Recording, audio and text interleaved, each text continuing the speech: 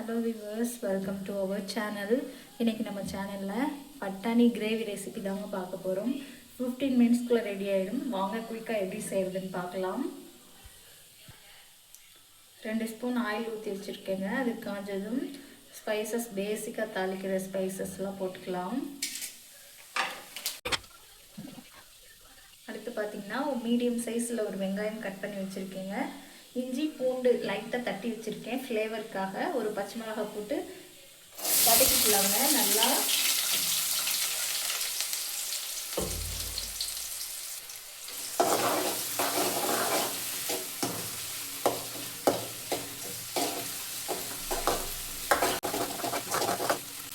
இந்த ரெசிபி நான் குட்டீஸ்களுக்காக ரெடி பண்ணுறேன். அதனால் காரம் கம்மியாக தாங்க செய்ய போகிறேன்.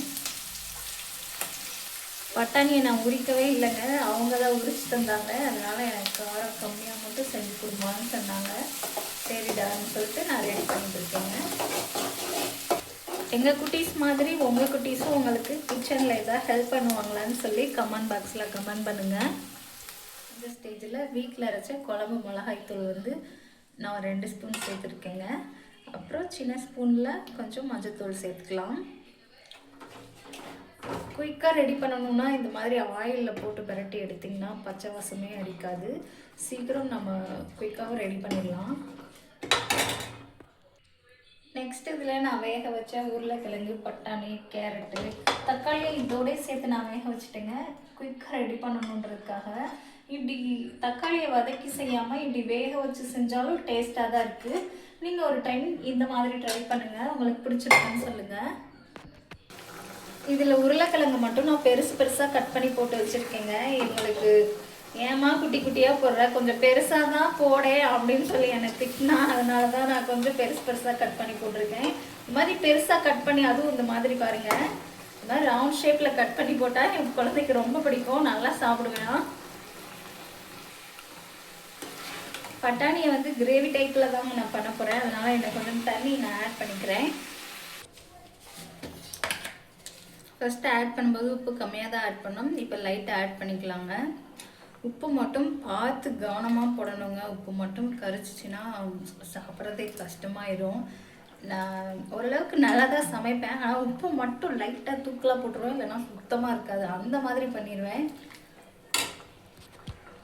பட்டாணி உருளைக்கிழங்க தனியாக வேக வச்சுக்கிட்டா போதுங்க. கரெக்டாக இது 7 மினிட்ஸில் அட்டகாசமாக ரெடி ஆயிரும். எல்லாத்துக்கும் சூட்டபுளாக இருக்கும். சாப்பாடு, சப்பாத்தி, இட்லி, தோசை, பூரி கூட சூப்பராக இருக்குங்க. இதை ஒன்று ரெடி பண்ணி வச்சாலே போதும், ஒரு நாள் ஃபுல்லாக கூட ஓட்டிக்கலாம். அடுத்து புதினா கொத்தமல்லியை தூவி 2 நிமிஷம் மட்டும் கொதிக்கட்டுங்க.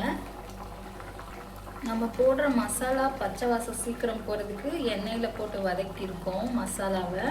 அதுக்கப்புறம் பார்த்திங்கன்னா இந்த மாதிரி ஓப்பன்லேயே தான் நம்ம கொதிக்க விடணும். க்ளோஸ் பண்ணி கொதிக்கிறப்போ அந்த பச்சை வாசம் எப்படின்னா ஒரு மைல்டானாச்சும் இருந்துகிட்டே இருக்கும். ஆனால் நான் ஃபாலோ பண்ணுறது என்னென்னா, இந்த மாதிரி ஓப்பன்லேயே தான் கொதிக்க வைப்பேன், அப்போ தான் சீக்கிரம் ரெடி ஆகும்னு சொல்லி. பாருங்கள், இந்த உருளைக்கிழங்கு எவ்வளோ பெரிய பீஸாக கட் பண்ணி போட்டிருக்கேன். கட் பண்ணும்போதே இந்த மாதிரி தான் நீ கட் பண்ணணும்னு சொல்லிட்டான். அதனால இதை பார்த்தா அவன் சாப்பிட்றப்போ ரொம்ப சந்தோஷப்படுவேன், சந்தோஷமாக சாப்பிடுவேன்.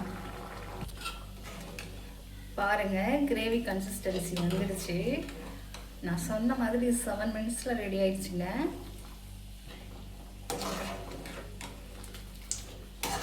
அவ்வளோதாங்க, ஒரு டெம்ப்டிங்கான பட்டாணி கிரேவி ரெடி. நெக்ஸ்ட் வீடியோவில் பார்க்கலாம்.